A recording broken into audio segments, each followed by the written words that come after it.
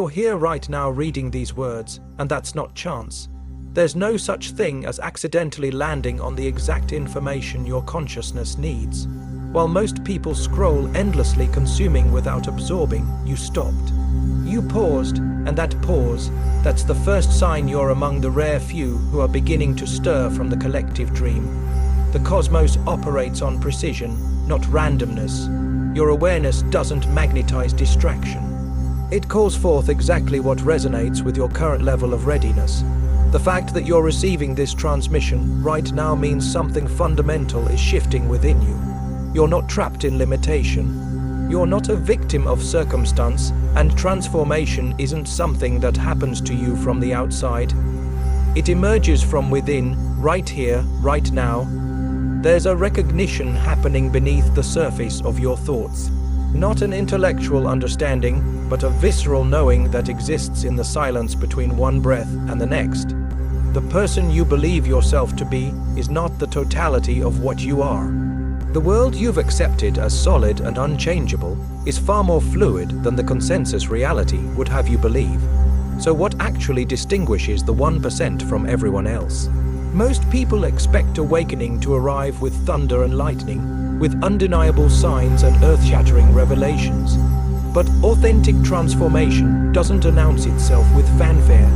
It whispers in the quiet moments, in the space between sleeping and waking, in the stillness when your racing mind finally releases its grip on control.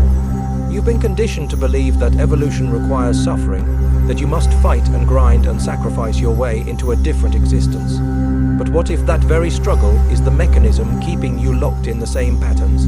In every single moment, you're selecting which reality to experience, not through willpower or mental gymnastics, but through the frequency you're broadcasting. Your focus, your emotional state, your core beliefs, they all emit a specific signal. And the universe, it's a perfect mirror reflecting that signal back to you without delay or judgment. Simply by entertaining this possibility, by opening yourself to the idea that you have more influence over your experience than you've been taught, your frequency is already beginning to recalibrate. The field of quantum potential surrounding you is restructuring itself, even though your logical mind can't perceive the changes yet. But here's where most people stumble. Intellectual understanding isn't sufficient. You can memorize theories about quantum mechanics, study the principles of manifestation, comprehend the observer effect on a conceptual level. But if you don't embody these truths, if you don't live them in your cells and bones, your external reality remains unchanged. Knowledge without embodiment is just another form of distraction. People remain stuck because they approach awakening as something to comprehend rather than something to become. They attempt to think themselves into a new reality instead of feeling themselves into a new frequency. They collect insights like trophies, but never allow those insights to fundamentally alter who they are. Now, this is where the entire paradigm inverts. The life you're reaching toward, the version of yourself you're pursuing, it doesn't exist in some distant tomorrow. It exists right now, not as a future achievement, but as a present dimension of possibility. You simply haven't attuned yourself to its frequency yet. Imagine a radio spectrum. Countless stations are broadcasting simultaneously, each one playing clearly on its own frequency. Your desired reality is already playing, it's already live, but your receiver is locked onto the station of who you used to be, replaying the same old songs on repeat. To hear the new broadcast, you don't need to create the music. You simply need to adjust your dial. And how does that adjustment happen? Not through forced behavior change, not through pretending or performing, but through choosing moment after moment to operate from the consciousness of the person who already inhabits that reality. That version of you isn't waiting in tomorrow. It exists here now as a living possibility. When you choose calm over chaos, when you choose trust over manipulation, when you choose presence over pressure, you're not moving toward that version of yourself. You're becoming them, you're aligning, you're embodying. Most people miss this entirely because they're waiting for alignment to feel monumental. They sit around waiting for their external circumstances to shift before they give themselves permission to shift internally. But that's exactly backwards. Your internal frequency creates your external world, not the other way around. Your environment isn't random chaos happening to you. It's a precise reflection of your inner state. Your circumstances mirror your consciousness. Your life matches your energetic broadcast. So waiting for the outside world to change before you change inside, that's like staring at a mirror. Waiting for your reflection to smile first before you'll allow yourself to smile. Let me share something that might shake your understanding even further. Every person you encounter, every situation that unfolds, every challenge that appears in your path, they're not random occurrences. They're reflections of your internal landscape, the angry person who cuts you off in traffic. They're showing you unresolved frustration within yourself, the opportunity that seems to appear from nowhere. That's your expanded consciousness becoming visible in physical form. This isn't about blame or guilt. It's about recognizing the extraordinary power you hold. You're not a leaf blown by the wind of circumstance. You're the wind itself shaping the landscape of your experience through the force of your awareness. Think about water for a moment. Water takes the shape of whatever container holds it. It doesn't resist. It doesn't argue. It simply flows and adapts. Yet, water can also carve through solid rock over time. It can nourish life or wear away mountains. Your consciousness operates with the same paradoxical power. Soft yet unstoppable, adaptive yet transformative, gentle yet capable of reshaping entire worlds. The 1% understand this fluidity. They don't rigidly attach to specific outcomes. They don't demand reality conform to their limited perception of what's possible. Instead, they hold their intention clearly while remaining open to how that intention manifests. They trust the intelligence of the universe to deliver what they need through pathways their rational mind could never have predicted. Most people try to micromanage their manifestations. They want to control every detail, every step, every variable. But that's like trying to direct each leaf on a tree individually, while missing the fact that the tree already knows how to grow. Your consciousness already knows how to create. Your only job is to stop interfering with its natural intelligence. Here's something fascinating about the nature of intention versus attachment. Intention is clean, it's clear. It says, this is what I'm calling into my experience. And it releases that call into the field without needing to grip it. Attachment, on the other hand, is the tightening. It's the fear-based clinging that says, it has to happen this exact way, or I'm not okay. It has to arrive by this specific date, or I failed. It has to look precisely like my mental image, or it doesn't count. Can you feel the difference between those two states? Intention carries the energy of trust. Attachment carries the energy of desperation. And the universe responds to the energy behind your desires, not the desires themselves. When you operate from attachment, you're actually broadcasting lack. You're saying, I don't have this, I need this, I'm incomplete without this. And the field mirrors that frequency back to you. More lack, more need, more incompleteness. Not because the universe is punishing you, but because it's simply reflecting your energetic state with perfect accuracy. But when you operate from intention, from that place of I'm calling this into my experience, and I trust it's already on its way, you're broadcasting wholeness. You're saying, I'm complete now, and I'm expanding that completeness to include this new experience. The field responds to that completely differently. It begins orchestrating circumstances, connections, and opportunities that match that frequency of wholeness and trust. The 1% have learned to catch themselves when they slip from intention into attachment. They notice the tightening in their chest, the anxiety about timing, the need to know how it's going to happen. And when they notice that, they don't judge themselves. They simply breathe, release the grip, and return to trust over and over again. That's the practice.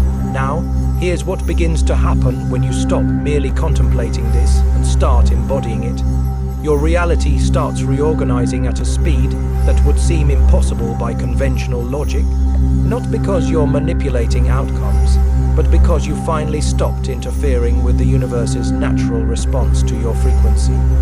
You've quieted the interference patterns, the doubt, the fear, the impatience, the need to control. And in that inner silence, existence begins aligning with your authentic nature.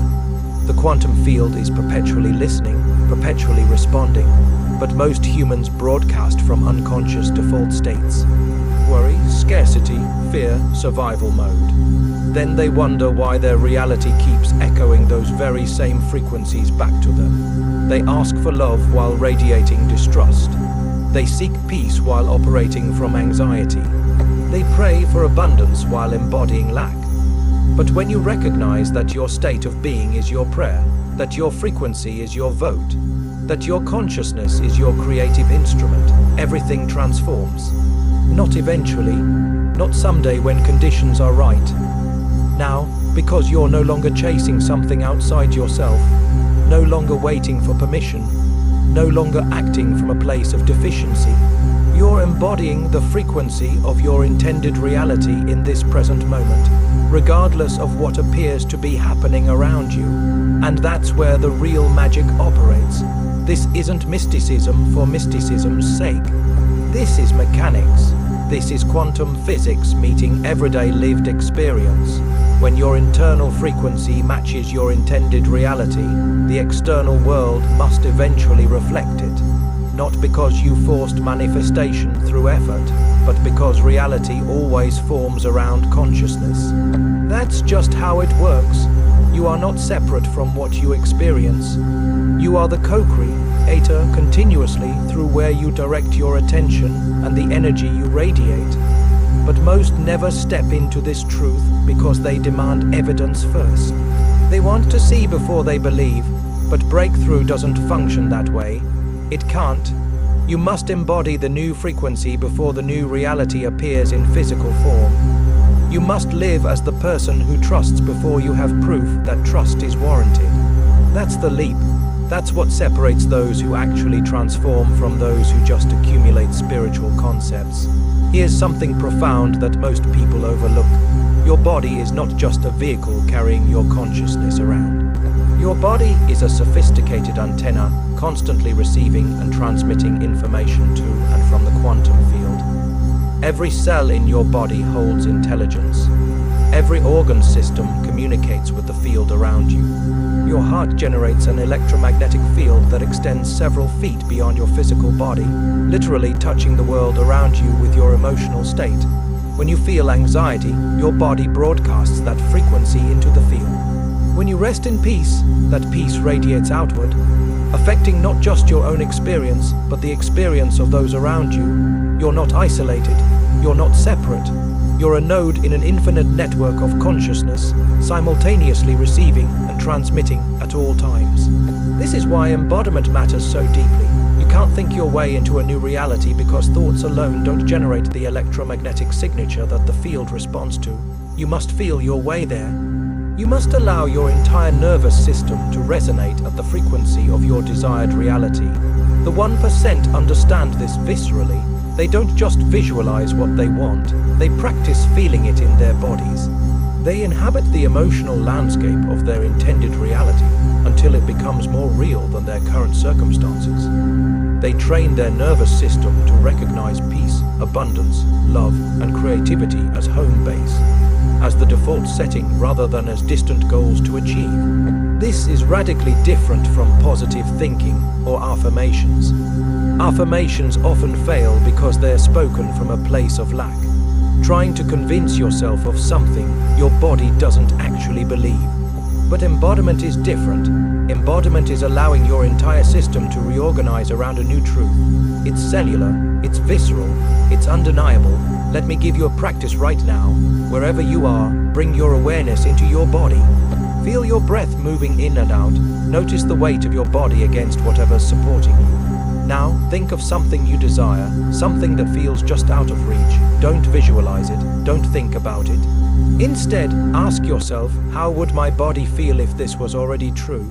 What would relax? What would open? What tension would dissolve? Spend a few breaths inhabiting that sensation. Let your body teach your mind what it feels like to already have what you seek. This is embodiment. This is how you retune your frequency at the deepest level. The more you practice this, the more your external reality begins to shift. Not because you're using some supernatural power, but because you're finally allowing your natural power to operate without interference. Now, here's where it gets even more interesting. Your past is not fixed. Yes, events happened. Yes, experiences occurred. But the meaning you assign to those events, the way they shape your identity, the conclusions you drew from them, all of that remains fluid. All of that can be reinterpreted, reconsidered, and transformed. The 1% don't spend their energy trying to escape their past or pretend it didn't happen. Instead, they alchemize it. They extract the wisdom, the strength, the lessons from every experience, even the painful ones. And they leave behind the stories that no longer serve them. You've been carrying stories about who you are based on what happened to you. Stories about your limitations, your wounds, your failures. But those stories are not you. They're interpretations. And interpretations can be updated at any moment. What if every difficult experience you've ever had was actually your consciousness preparing you for exactly where you are now? What if every setback was actually a setup for a breakthrough you couldn't have accessed any other way?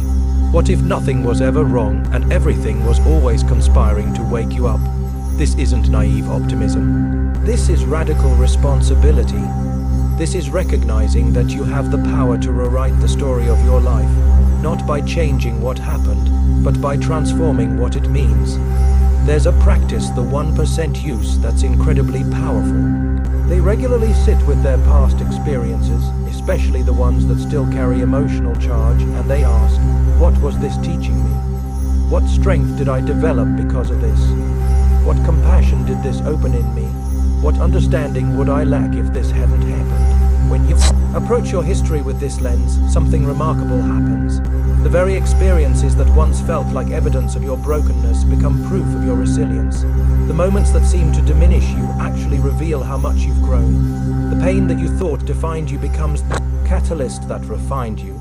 This isn't about forcing gratitude for things that hurt you. It's about recognizing that you survived, you integrated, you transformed, and that transformation is available to be claimed at any moment. You don't have to wait until you feel ready. You claim it now, and the feeling of readiness follows. I'm curious, what old story are you ready to release today? Drop it in the comments.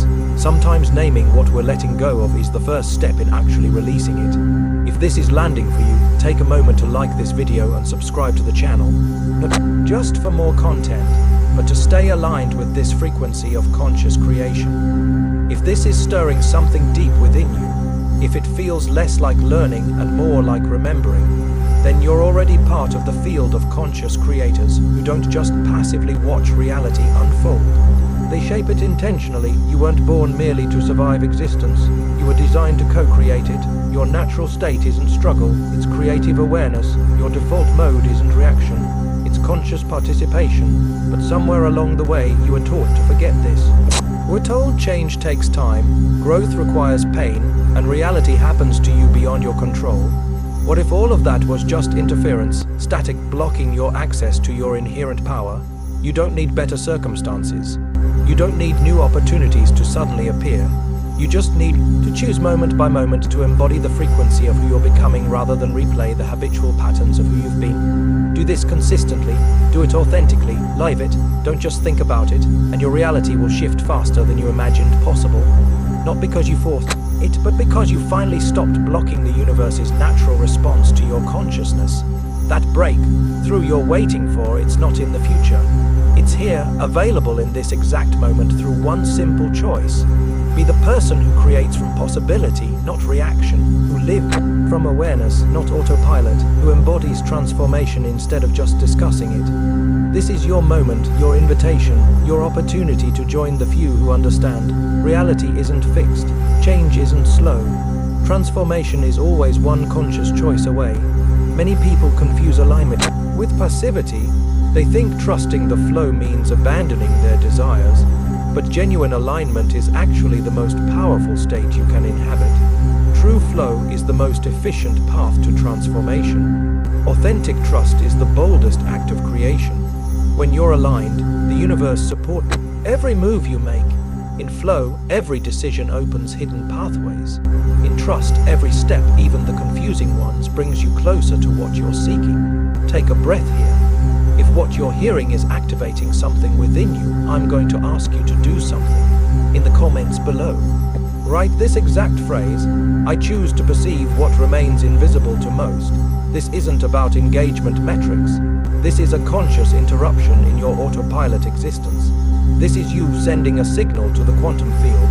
I'm ready to operate from heightened awareness. Write it with intention.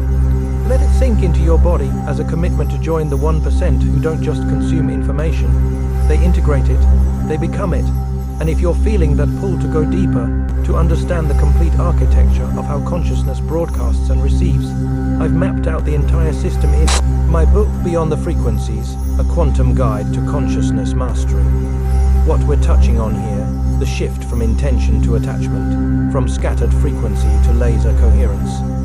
These are just entry points into a much more expansive framework of the 9 master frequencies, and how to move from unconscious transmission to becoming the broadcast itself. It's linked in the pinned comment below.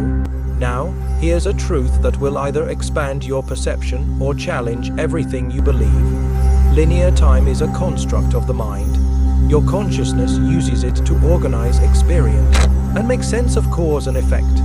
But consciousness itself doesn't operate within those boundaries.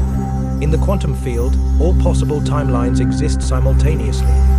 Your future self is already real, already alive in the field of potential. The life you desire is already vibrating at a specific frequency, waiting for you to match it. You're not constructing a new reality from scratch. You're selecting which timeline to step into through where you consistently place your awareness. And that future version of you, it's not someone you need to become. It's who you remember once you release the resistance blocking your access to them. Every obstacle, every delay, every apparent limitation.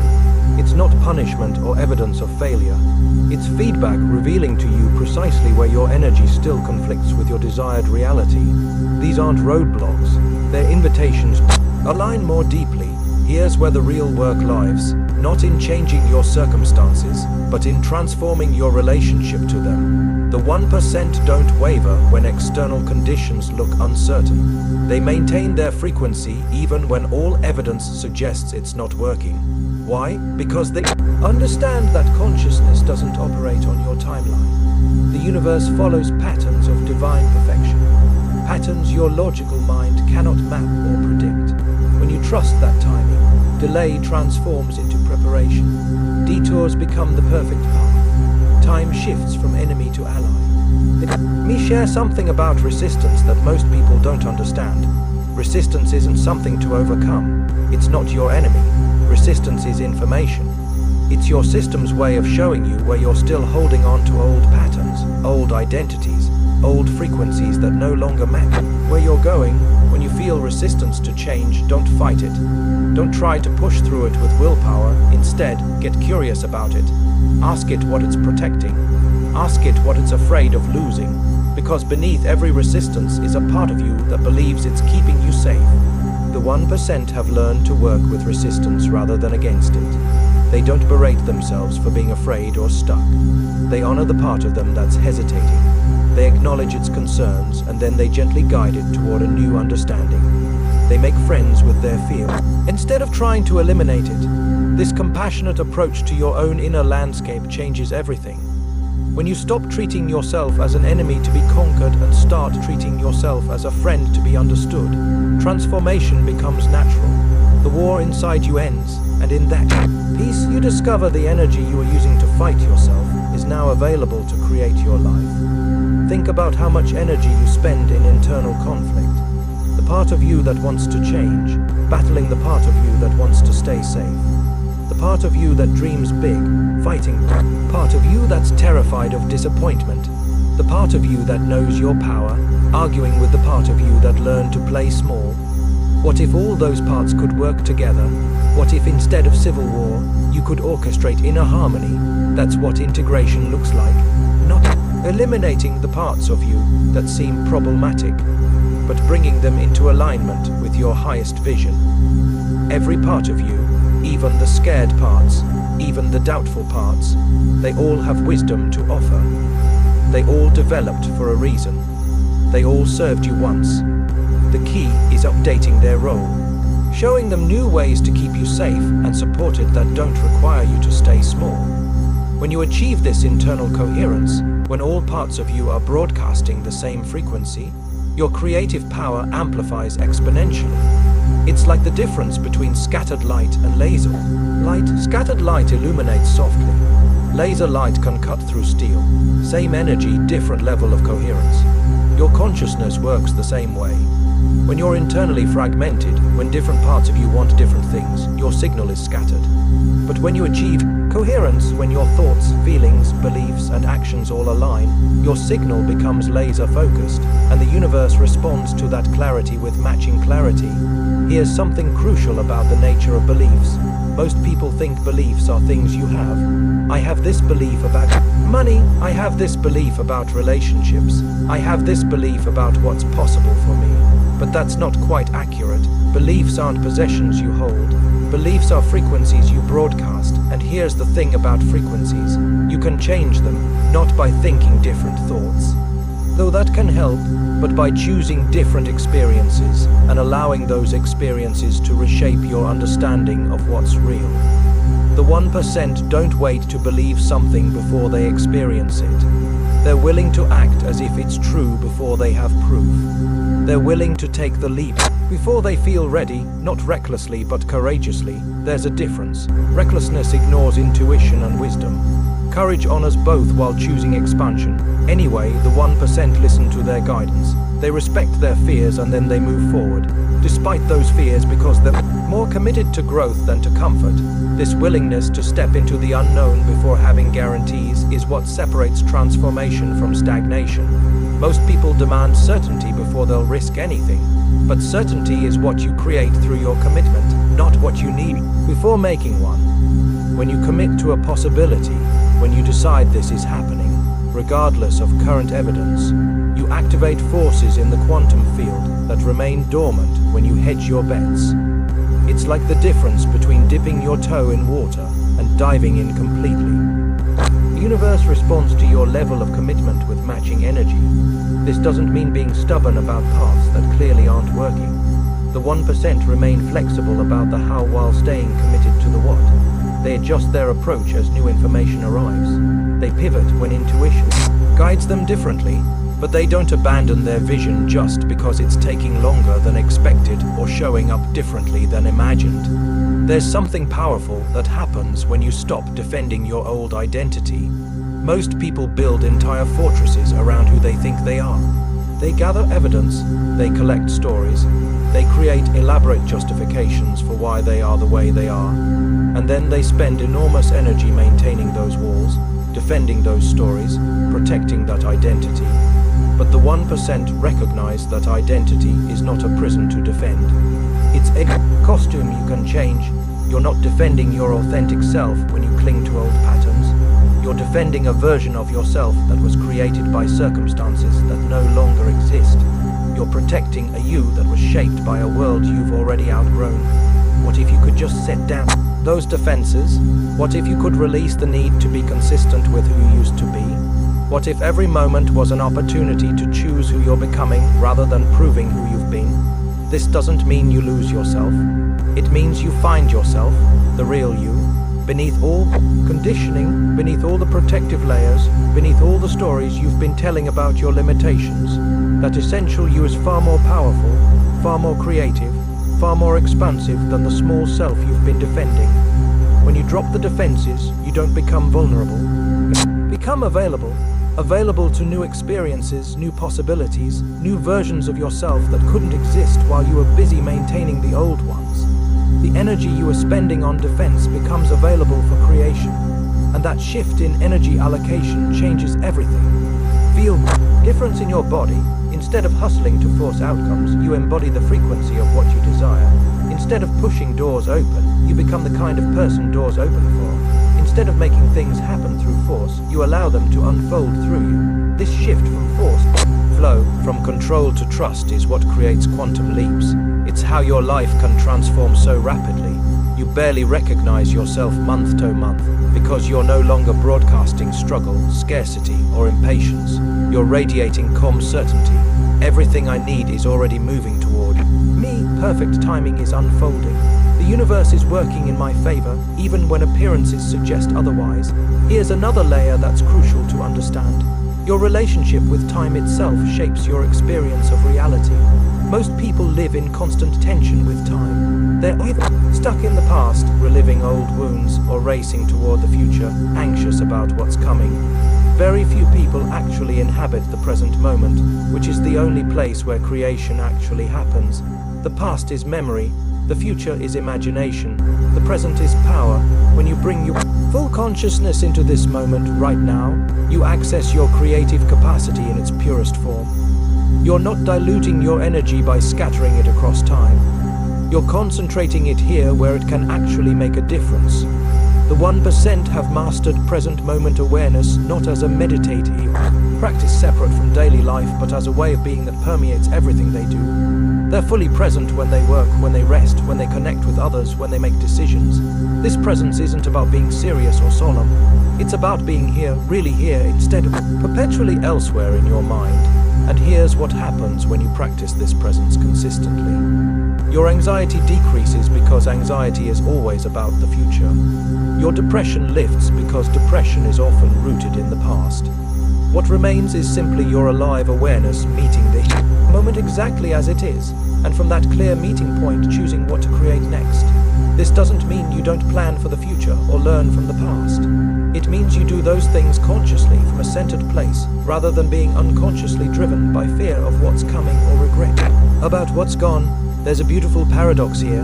When you're fully present, you actually become more effective at creating your future, not less, because you're making choices from clarity rather than reactivity.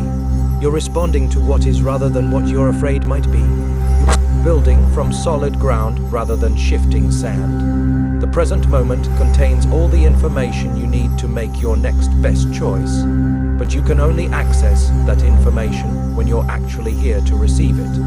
When your mind is scattered across past and future, you miss the signals, the intuitions, the guidance that's always available in the now. And one final truth the 1% live by: your current reality is not evidence of your limitations. Your present circumstances do not define your potential. They're just a snapshot, not the complete story. Your past doesn't determine your future. What you're experiencing now is simply the echo of frequencies you broadcast before you awakened to your power. Patterns you embodied before you remembered who you truly are. That means everything can shift instantly, not in years, not someday far off in the future, but as rapidly as you can genuinely embody a new frequency, as quickly as you can surrender fear for trust, limitation for possibility, force for flow. But here's the critical point. This shift requires you to release who you think you are so you can become who you actually are. Let go of the identity constructed from old wounds. Stop defending the narrative of your limitations because you cannot hold on to the past and simultaneously step into a new reality. Consciousness doesn't function on contradictions. You cannot vibrate lack and live in abundance. You cannot cling to struggle and experience flow. You must choose moment by moment which version of yourself shows up. That continuous choice, that's the practice of the 1%. That's how consistent creation happens. The future version of you isn't ahead of you in time. They're already here as a living possibility within your awareness. Every breath is an opportunity to align with them. Every choice is an opportunity to be them. And when you do this consistently, reality reorganizes around you, not through force, not through luck, but because you've stopped interfering with the universe's natural response to your frequency.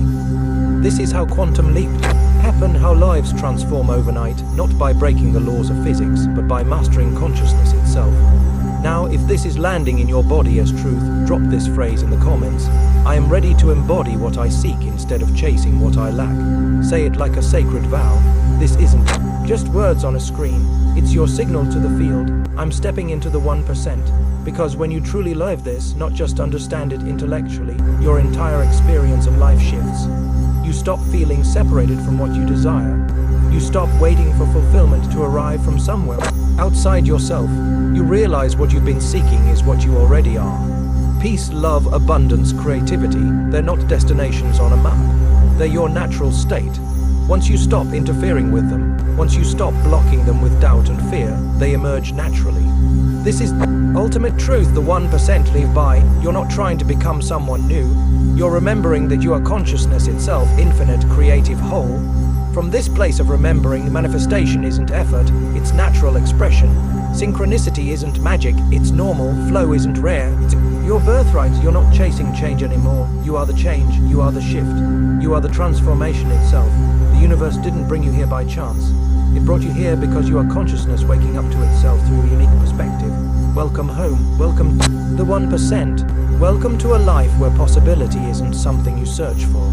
It's who you are. And now, if you're ready to go even deeper into how your observer awareness shapes the fabric of reality itself, stay present. Because you hold the key, master your observation, and you shift from passive witness to conscious creator of every unfolding moment. Before we close, I want to invite you to take one more conscious action. In the comments below, drop one single word that captures the energy, the intention, the transformation you're choosing in this moment. Not a casual word, but your energetic signature to the quantum field. What frequency are you committing to embody? And if this resonated with you, consider returning to this transmission tomorrow morning. Let it set the frequency for your entire day, or share it with someone who's ready to wake up. When you share the concepts, you're not just helping them. You're reinforcing your own understanding, creating an energetic ripple that amplifies your manifestation and accelerates your awakening. Every act of sharing expands the collective field of consciousness. And if you haven't already, subscribe to the channel, not just to stay connected to content, but to stay aligned with this frequency. The more of us who embody this truth, the more the collective reality reflects it. This isn't just personal transformation, it's collective awakening. You are the 1%, not because you're better than anyone else, but because you chose to wake up, and that choice changes everything. Now, what happens when you fully realize you're not separate from the field itself? When you understand you're not just broadcasting to the field, but you are the field experiencing itself, that's the final phase of awakening.